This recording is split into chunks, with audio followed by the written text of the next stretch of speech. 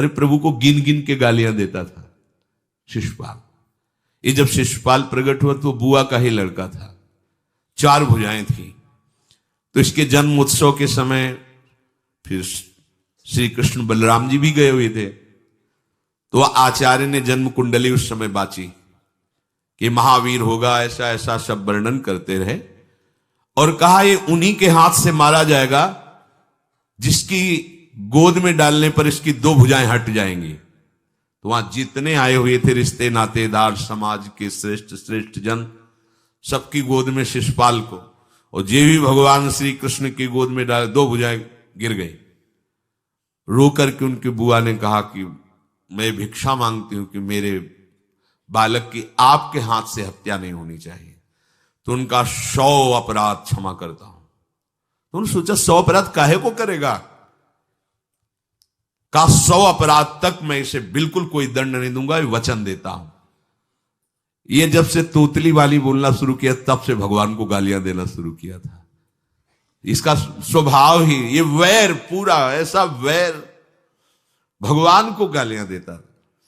जिस समय सब धर्मात्माओं राजाओं की सभा भरी हुई थी और भगवान श्री कृष्ण की अग्र पूजा हुई, सब तो सह गए, शिशुपाल खड़ा हो गया और ऐसे कटु वचन बोले। महाभारत में लिखा, हमने स्वाध्याय में पढ़ा था, ऐसे कटु वचन बोले कि कोई भी नाराज हो जाएगा उससे।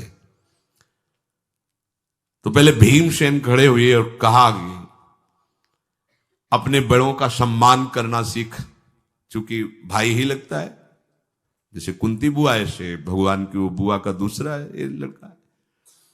सम्मान करना सीख, अगर तू ऐसे ही बोलता रहा तो यही मैं तेरा गला काट दूंगा। ऐसे कहा बैठ जा ब्रकोदर, बहुत खाने वाला, तू क्या मेरे से लड़ेगा। भगवान ने भी इशारा कर दिया। जब देखा कि ये बोलता ही चला, चुप रहो शांत रहो, सबको बैठा ला।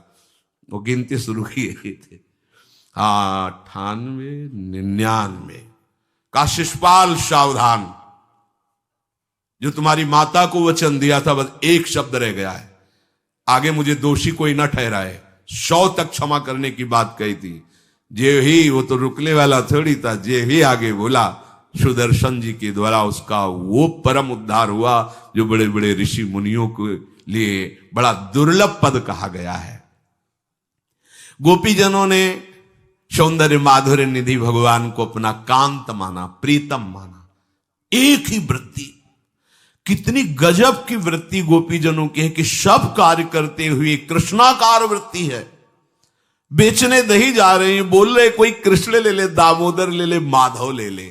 कैसी वृत्ति है, देखो कैसी उच्च कोटि की अवस्था है। किसी भी भाव से हमारे प्रभु से जुड़ जाए तो इच्छा द्वेष द्वंद्वों से वो मुक्त हो जाए। और जब तक ये ठीक है, ये बेठीक है, इस तरह के द्वंद्व तुम्हारे हृदय में बने रहेंगे, तब तक मूढ़ता रहेगी और उससे पतन होता रहेगा। संसार का संबंध दृढ़ होता है इच्छा से। बहुत सुंदर बात है, संसार का संबंध दृढ़ होता ही है इच्छा से। इच्छा खत्म, संसार का संबंध खत्म। कितनी बढ़िया बात है। पर हम भागे घूम रहे हैं इच्छाओं की पूर्ति के लिए। जब एक बता दिया कि समुद्र है भगवान, जो चाहिए इन्हीं से क्यों नहीं, पर इनसे मिलने के लिए भी तुम्हें शराब छोड़ना पड़ेगा, तुम्हें मांस छोड़ना पड़ेगा, व्यभिचार छोड़ना पड़ेगा, गंदे चिंतन छोड़ने पड़ेंगे। वो राजी नहीं हो तो करो पाप और चाहो सुख। ऐसा कैसे हो सकता है? यही है जीव की परेशानी, यही है। वो ये चाहते हैं कि हे संत महात्मा, हे भगवंत, हमको छूट दो, हम खूब गंदे आचरण करें और आप हमसे सेव संतरा रुपया पैसा ले लो और आप ऐसा आशीर्वाद दो कि हमारी उन्नति होती रहे, दुख न मिले, हमें सुख ही मिलता है। कभी स्वप्न में भी नहीं हो सकता।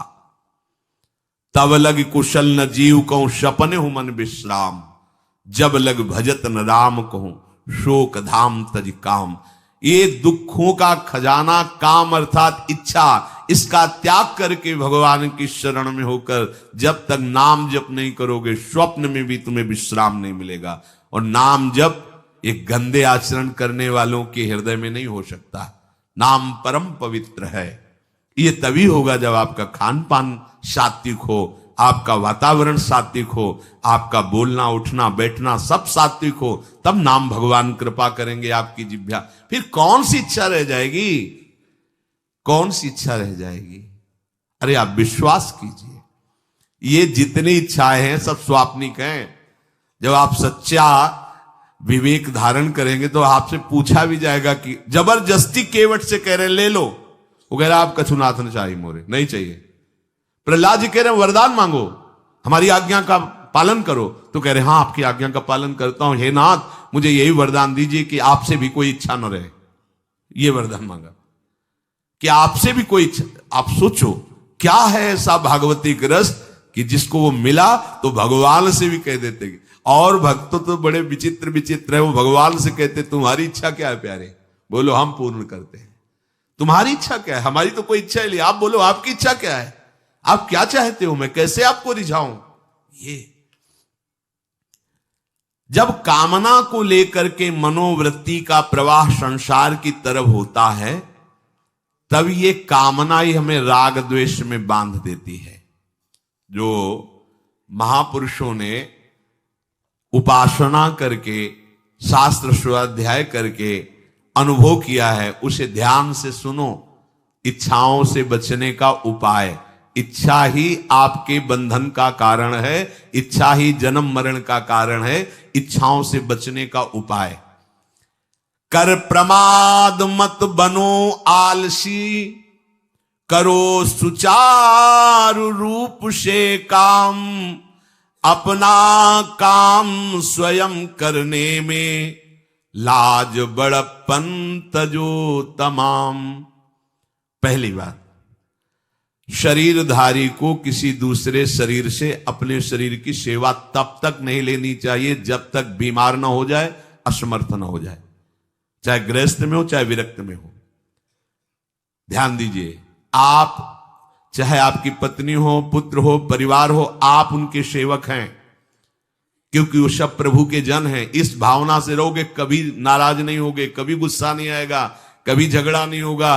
अगर आप अपने को ये माने कि प्रभु मेरे इस रूप में आए हुए हैं, मुझे अपने कर्तव्य का पालन करना है, तो कहीं झगड़ा नहीं हो सकता। तुम जो कर रहे हो तुम्हारा कर्तव्य, हमारा कर्तव्य है कि हम पति पुत्र परिवार आदि जो भी है, ये हमारे भगवान का स्वरूप है। मैं आप समझो वही भगवत साक्षात्कार, पर ऐसा कौन मानता है। अच्छा, साधु वेश में ये जरूर सावधानी रखनी चाहिए, ध्यान देकर सुनिए। जब तक आपका शरीर स्वस्थ है, आप किसी से किसी भी प्रकार की सेवा स्वीकार न करें। भिक्षान्न के सिवा कोई भी सेवा स्वीकार न करें। अपने शरीर की सेवा तब तक करें जब तक आपका शरीर असमर्थ नहीं हो जाता। असमर्थ हो गए तो फिर हरि ही करें आकर स्वयं, या किसी को भेज दें, उनके बस की बात है। देखो माधवदास बाबा की लंगोटी स्वयं श्री ठाकुर जी महाराज धो रहे हैं,